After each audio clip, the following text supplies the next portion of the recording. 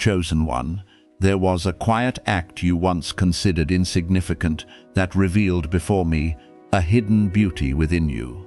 One that even you have not yet fully recognized. It did not happen amid applause. No one stood beside you to offer praise, and it did not occur during a time when you possessed so much that giving required no thought. On the contrary, it happened on an ordinary day, while you were carrying your own weariness, attending to your own responsibilities, and uncertain about what tomorrow might bring. An unexpected need appeared before you, and before your reasoning could construct excuses for refusing, your hands had already opened. You did not sit down to calculate what you might receive in return, examine whether anyone was watching, or turn kindness into an exchange. You simply recognized that someone needed support, and the goodness within you immediately responded. In that spontaneous moment, your true nature stepped out of its hidden place without preparation, decoration, or any need to prove itself. You nearly forgot about it, because to you, it was only an ordinary gesture. Perhaps you shared a small portion of what you possessed, remained to listen to someone when you yourself were exhausted, quietly protected another person from harm, or extended a helping hand, and never mentioned it again. Afterward, you continued with your work as though nothing significant had occurred. You did not record it so that you could tell others, mention it in search of recognition, or preserve it as evidence that you were a good person. But, my beloved child, what you considered ordinary was not small in my sight. I did not see only the outward action. I saw the moment your heart moved before your hands responded. I saw compassion awakening within you, saw you temporarily place your own needs aside, and saw sincerity untouched by selfish intention. These things cannot be measured by the material value of what you gave, because the true value was found in the part of yourself you offered while you also needed support. I do not observe you from a distant place as someone who sees only the surface. I know the source of every choice and what is happening within you before anyone else notices. Some people perform impressive deeds because they want their names to be remembered, while others quietly offer a little love and walk away without leaving any sign behind. The world often notices scale, appearance, and the story being told. I look at the purity of the motive. A small act arising from sincerity can carry greater weight than a dazzling deed performed in search of praise. Your moment required no audience because it revealed who you are when no one demands that you be good. When no reward was promised and you still chose gentleness. When no one forced you to care and you still stopped, it revealed a precious design I placed within you long ago. The ability to become a place where others experience support in the middle of days, when they believe they have been completely forgotten. What was awakened that day was not a mechanical exchange, as though you performed a good deed and therefore had to receive an equal reward immediately. I do not want you to turn kindness into a formula through which you demand repayment. What happened was much deeper. That act confirmed that difficult seasons had not succeeded in making your heart cold. Although you had been misunderstood, had given without receiving anything in return, and had supported people who later turned their backs on you, you did not allow pain to steal your capacity for compassion. This is what caused the sacred realm to respond. You passed through fire without carrying the scent of bitterness. You experienced lack and still recognized the needs of others. You had reasons to close the door and yet chose to open it at the proper moment. You are not perfect, but the goodness within you remains alive, and it is stronger than what you have endured. Perhaps you often see yourself, through your shortcomings, more readily than through your beautiful qualities. You clearly remember the times you spoke wrongly, chose too quickly, or failed to remain strong. Yet you quickly forget the moments when you became a source of comfort to another person.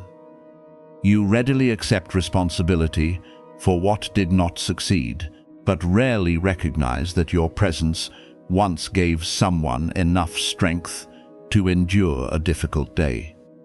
Therefore, you have been living with an incomplete understanding of yourself.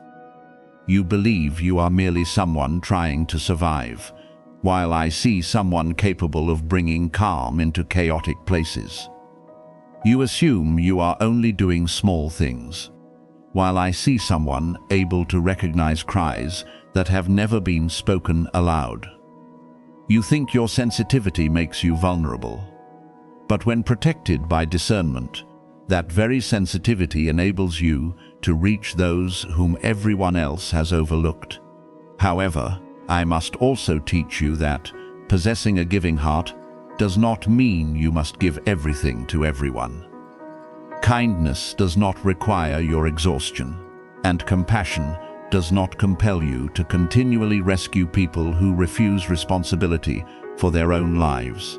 At times, you confused limitless sacrifice with love and depleted yourself in order to maintain peace for others. I did not place tenderness within you so that the world could exploit it. That gift must walk together with wisdom, boundaries, and discernment. You can help without carrying another person's entire burden. You can listen without taking every pain into yourself as though it were your own. You can love while still knowing when to step back. If you do not learn to protect the light within, you will give too much to places that only know how to receive and will have too little strength remaining. For the places where you are genuinely needed, what I confirmed about you that day was an invitation into maturity, not a reason for self-exaltation. You do not need to recount what you did in order to be recognized, because its value does not depend upon the telling. I want you to understand what you carry, so that you can use it more intentionally. Perhaps you have become accustomed to believing there is nothing exceptional about you, but the ability to see another person while you yourself are busy is a rare gift. Your kindness may become a refuge for someone in despair. Your words may prevent a person from making a decision while overwhelmed by pain. Your calm presence may restore order to a room filled with tension. You do not need to accomplish enormous things in order to live faithfully according to this design. Often, the most important act is simply noticing someone who has been overlooked, keeping your word when others easily break theirs, or offering respect to someone who no longer believes they deserve kindness. From this day forward, do not continue to disregard the good seeds planted within you. At the same time, do not turn them into a burden requiring you to remain strong and useful at all times. Your value does not exist only when you are helping others. I love you when you need rest, when you do not have the answer, and when you yourself require a hand to lift you. The one who knows how to give must also learn how to receive. Allow sincere people to care for you. Do not immediately refuse assistance, merely because you have become accustomed to carrying everything alone. Humility is not found only in quiet service. It is also found in acknowledging that you possess limits and needs. When you learn to receive with gratitude, the love within you will no longer flow in only one direction until you are empty. My child, the act you once set aside has become a sign showing you that the past cannot define your final nature. What others did to you cannot determine that you will become like them. You were given the power to choose, and in that unseen moment, you chose kindness. Continue living from that pure place, but do so with greater maturity. Do not become proud in a way that places you above others. But neither should you diminish yourself so deeply that you deny the gift I placed within you. You do not need to display the light to prove that it exists. You only need to allow it to shine in the proper place, at the proper time, and toward the proper person. Through an act you regarded as small, part of your calling was revealed. You were created to bring warmth into cold places, revive hope within those who have become weary, and demonstrate through your life that gentleness can exist without weakness. Now recognize what you carry, protect it with wisdom, and walk in humility, because you cannot live fully according to something you have never dared to acknowledge as present within you. Listen completely to what I am about to say, and do not allow the voices of doubt within you to interrupt, because this truth must be planted deeply in a place where you no longer have to argue with yourself before I lead you farther into the meaning revealed through your action. I want to touch a habit you have carried for too long. Whenever you hear something good spoken about you, you immediately search for a way to deny it. You remember the times when you were impatient, the days your heart became closed, the occasions when you calculated too carefully before giving, and the moments when you chose to protect your own safety. Instead of approaching someone who needed help, your mind gathers all these things as evidence and concludes that you cannot be the person these words describe. But, my beloved child, I do not look at you through a list of occasions when you failed to do what you wished. I look deeper to the place where your true nature remains intact, despite the many layers of caution, weariness, and self-protection that life has placed upon it. What I want you to recognize is not that you have always acted perfectly, or that the goodness within you has never been obstructed. I am showing you the rare but genuine moments when your heart moved before your mind could build a barrier. These were the times when you extended your hand before asking what you might lose, remained a little longer beside someone in pain, even though you were tired, or shared what you had without needing to know whether anyone would acknowledge it. In those moments, strategy had not yet spoken, fear had not yet issued its warning, and bitter experiences had not yet reminded you to keep everything for yourself. What appeared first was what I placed within you from the beginning: a natural openness, an inclination to lighten the burdens of others, and a kindness that requires no stage in order to prove that it exists. Do not use the days when you closed the door to deny the occasions when you opened your heart. A wounded person can still possess a gentle nature. Someone who is occasionally selfish may still have a deeply giving source within them. Learning to be cautious does not mean a person has lost their compassion. The world taught you to calculate, examine every direction, and ask whether someone might take advantage of you. Those lessons are not entirely wrong, because discernment is necessary, but they do not describe the whole of who you are. Before you knew disappointment, before you were ever disregarded, and before you had to learn to distance yourself from those who only receive and never appreciate, there was already a natural current within you that desired to give. That current may have been obstructed in certain places, but it never disappeared. It continued flowing quietly beneath your defenses, waiting for a moment safe enough to emerge again. I do not call you perfect, because perfection is not what I am seeking. I call you someone whose deepest nature leans toward generosity. That generosity is not measured only by money or visible gifts. It is found in the way you give time to someone who needs to be heard, offer patience to a person whose thoughts are confused, and continue seeing goodness in others even after you have been treated unfairly.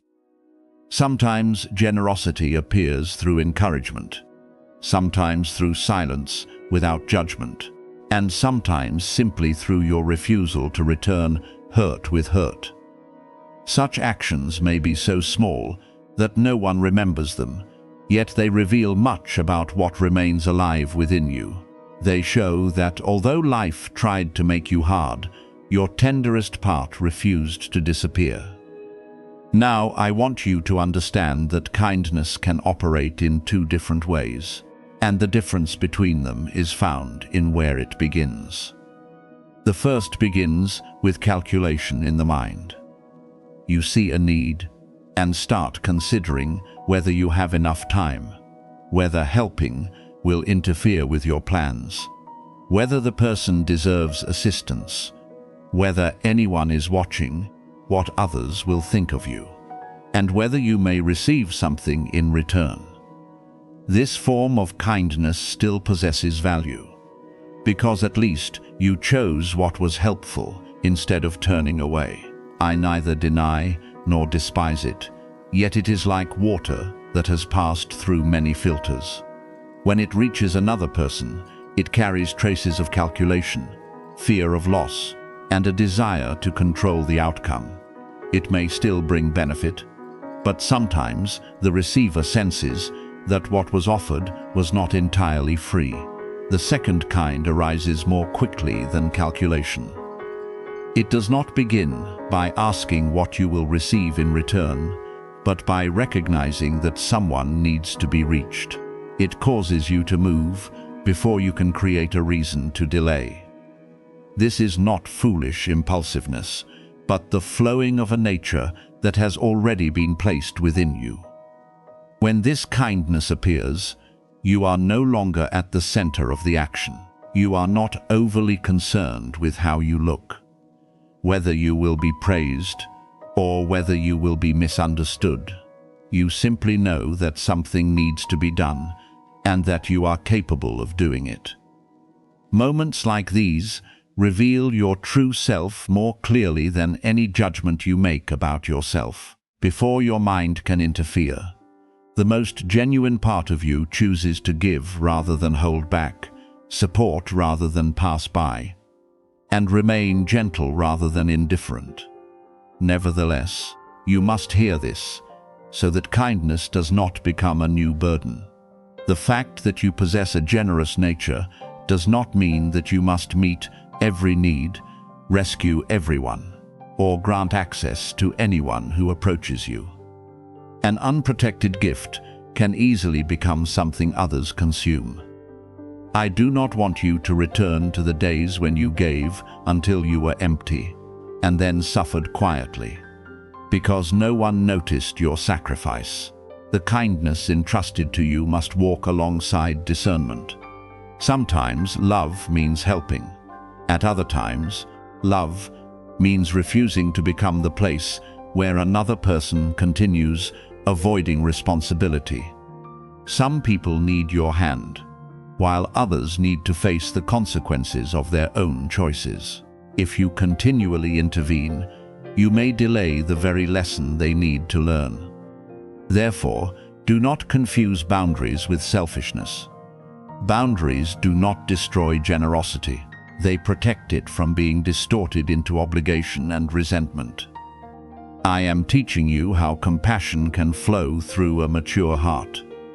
Then you will no longer give because you fear rejection, help in order to keep someone from leaving, or sacrifice merely to prove that you deserve love. You will give because you freely choose to do so, and you will also be free to stop when what you are giving no longer produces life.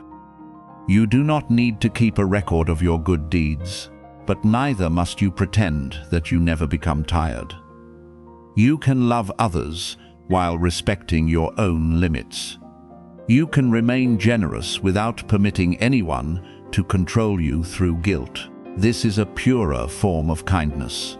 It is neither weak nor blind, and it does not demand immediate repayment.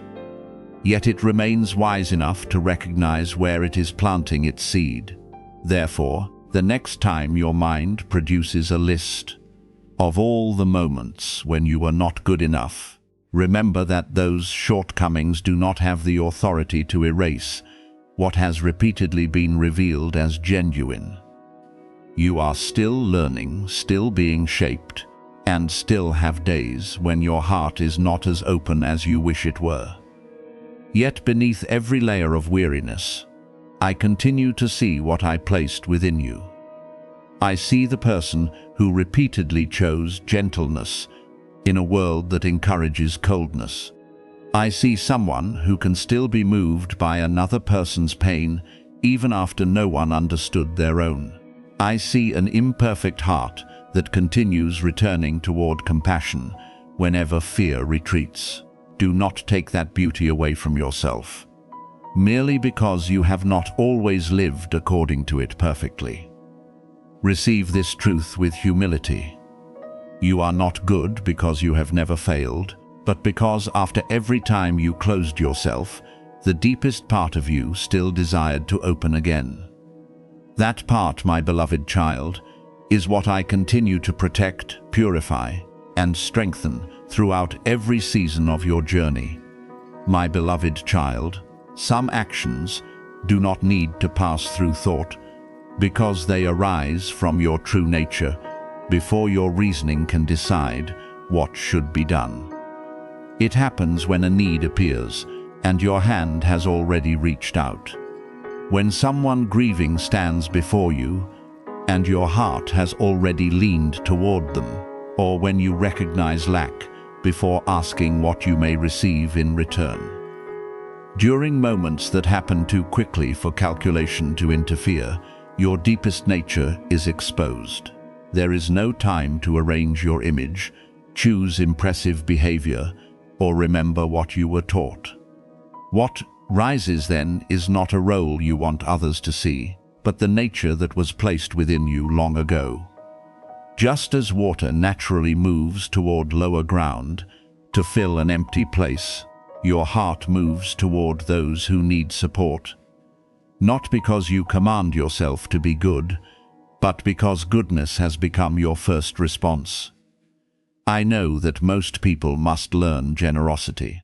They observe beautiful examples, remember wise teachings, and remind themselves to listen more, give more, and place themselves less often at the center.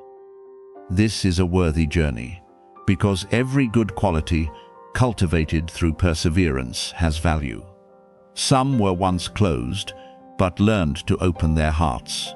Some once knew only how to keep, but practiced giving.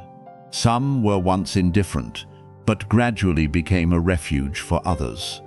I do not disregard generosity that has been developed. Yet there remains a difference between someone remembering that they should do good and goodness, rising naturally, before they remember anything. One is the result of a conscious decision. The other has become part of identity. One requires a reminder to awaken, while the other appears naturally as soon as circumstances knock at the door. You carry the second kind within you. I am not saying that you have never needed to learn, or that you have never felt weary, closed your heart, or desired to keep everything for yourself. You are still someone who has suffered disappointment, injury, and seasons that required caution. Circumstances may have covered you with many protective layers and sometimes caused you to believe that you have become colder than before. Yet beneath all these layers, your first reaction is still the desire to help. When someone genuinely needs you, the deepest part of you often moves before fear. When another person falls, you do not stand there calculating whether they deserve assistance. When someone cries for help, you do not immediately determine how much helping them will cost you.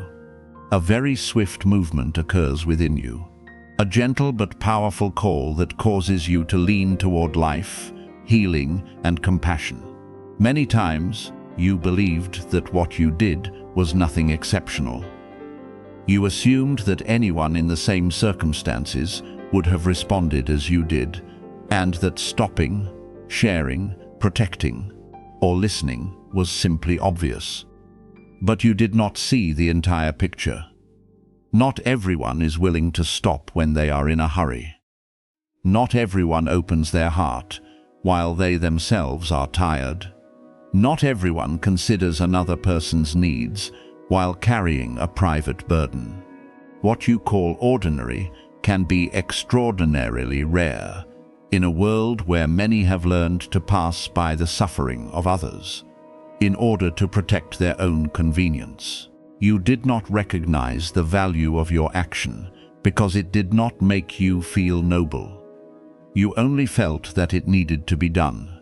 The fact that you did not regard it as an achievement reveals that it came from the most genuine place within you. I saw those moments from a depth you have never seen. I saw you give when no one knew, remain beside someone when there was no audience, and choose gentleness when you had every reason to become hard.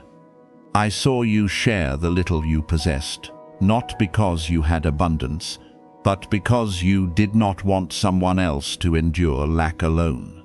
I saw the times you temporarily set your own sadness aside to listen to someone who was nearly collapsing.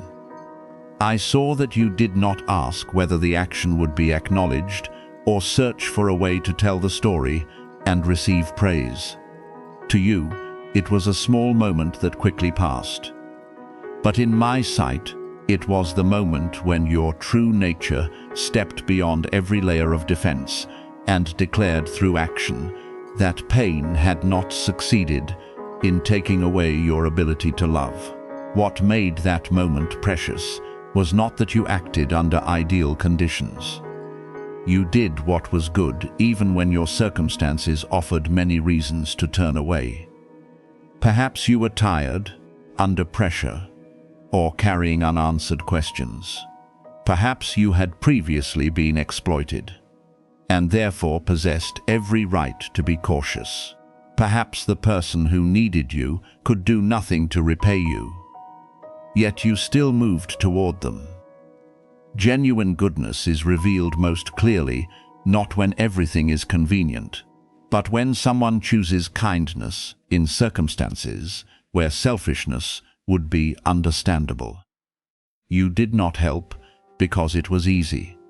You helped because you could not pretend that you had not seen.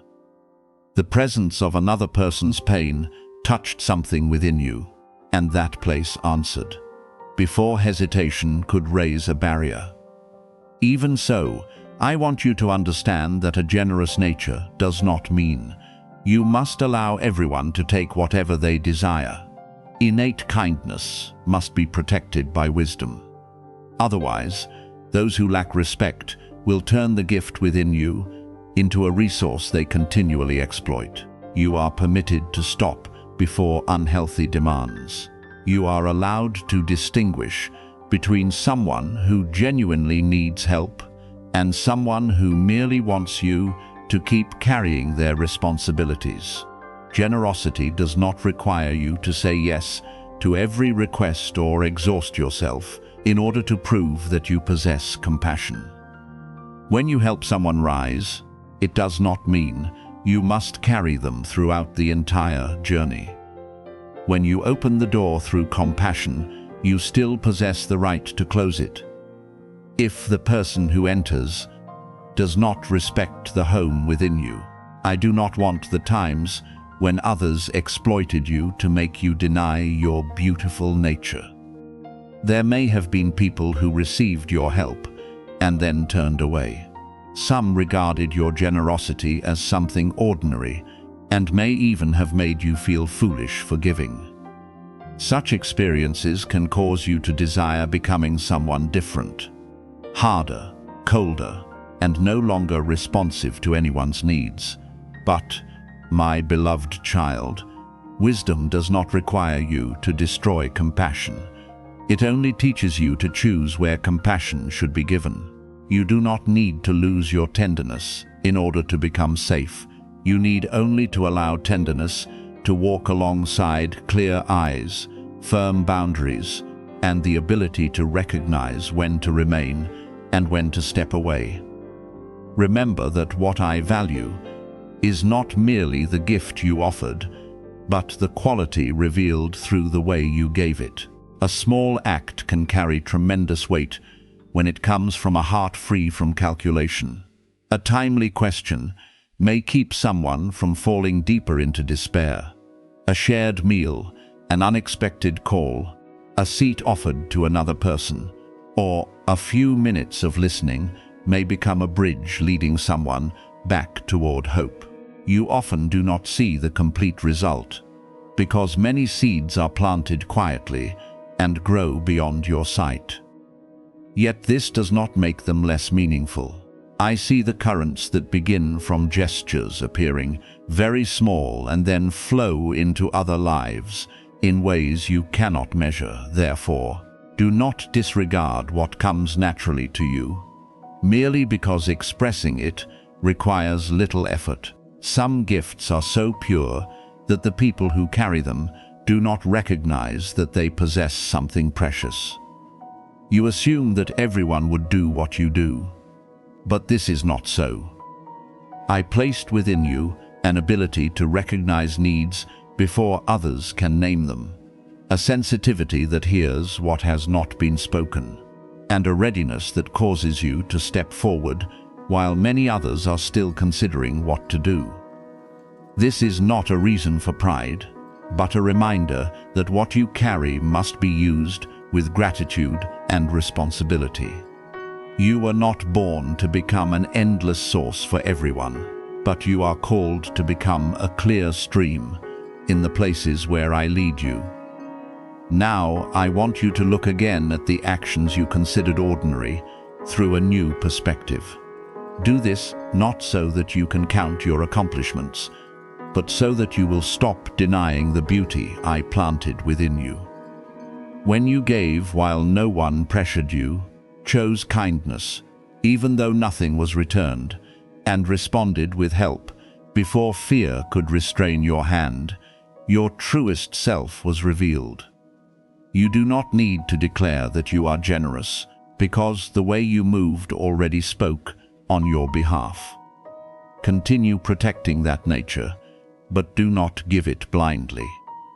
Let your kindness possess eyes, let your giving possess order, and let your compassion remember to care for the person who carries it.